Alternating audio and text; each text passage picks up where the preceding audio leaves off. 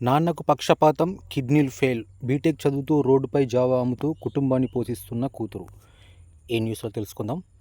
Friends, వీడియోకి వెళ్ళే ముందు ఇలాంటి న్యూస్ మరిన్ని తెలుసుకోవాలంటే మన ఛానల్ సబ్స్క్రైబ్ చేసుకోండి. అంతేకాకుండా వీడియోని లైక్ చేసి మీ ఫ్రెండ్స్ అండ్ ఫ్యామిలీ మెంబర్స్కి సపోర్ట్ చేయండి.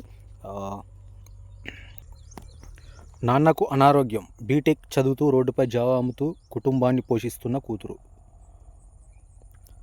జీవితం ఎప్పుడు ఎలా మారుతుందో ఎవరు ఊహించలేం. అది మంచి అయినా లేక చెడు అయినా. మంచి జరగకపోయినా పర్వాలేదు, కానీ చెడు అస్సలు జరగకూడదని కోరుకుంటారు పేద కుటుంబాలు. ఆరోగ్యం బాగుంటే చాలు, అన్ని సమకూర్చుకోవచ్చు అనే కోణంలో లేని దానికోసం ఆలోచన చేయకుండా ఉన్నదానితో ఆనందంగా జీవిస్తారు. దొరికిన పని చేసుకుంటూ భార్య, 2 పిల్లలతో ఆనందంగా జీవిస్తున్న ఒక కుటుంబంలో అనుకోని కష్టాలు వచ్చాయి. ఇంటి పెద్దను మంచానికే పరిమితం చేసింది. కుటుంబం గడవలేని పరిస్థితుల్లో ఆ 2 పిల్లలు చదువుకుంటూ అరకొర పనులు చేస్తూ కుటుంబ పోషణ చేస్తున్నారు. పెద్దపల్లి జిల్లా గోదావరికని మార్కండేయ కాలనీకి చెందిన రాములు, రేణుకకు 2 సంతానం, Ashritha, Vamsikrishna. Ramulu RTC bus depot bus maintenance టెంపరీగా పనిచేసేవాడు. ఆ తర్వాత ఎంఎల్టీ పూర్తి చేశాడు. ఉద్యోగం కోసం ప్రయత్నం చేస్తుండగా రాముకి రోడ్డు ప్రమాదం జరిగి కాలు విరిగింది. ఆ తర్వాత కొన్ని రోజులకు బ్రెయిన్లో బ్లడ్ క్లాట్ అవడంతో పక్షపాతం వచ్చింది. పక్షపాతంకి చికిత్స తీసుకునే క్రమంలోనే కిడ్నీలో ఇన్ఫెక్షన్ వచ్చి డయాలసిస్ చేయాలని వైద్యులు సూచించగా డయాలసిస్ చూపిస్తున్నారు. ఇదిలా ఉండగా గొంతులో ఇన్ఫెక్షన్తో బాధపడుతున్నాడు రాములు. ఇంతటి కష్టాల్లో ఉన్న రాములకి వైద్యం చేయించేందుకు పుట్టెడు అప్పులో కూరుకుపోయారు.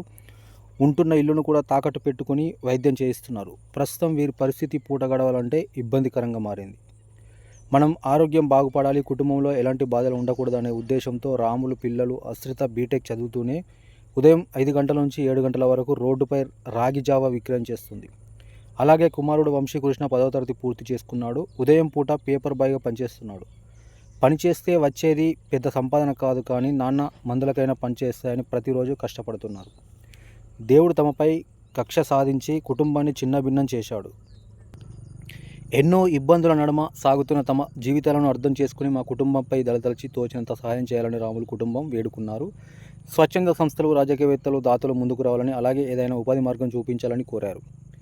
ఇది ఫ్రెండ్స్, మొత్తానికి బీటెక్ చదువుతూ రోడ్డుపై జావా అమ్ముతూ కుటుంబాన్ని అయితే కన్న కూతురు అనేది పోషిస్తుంది.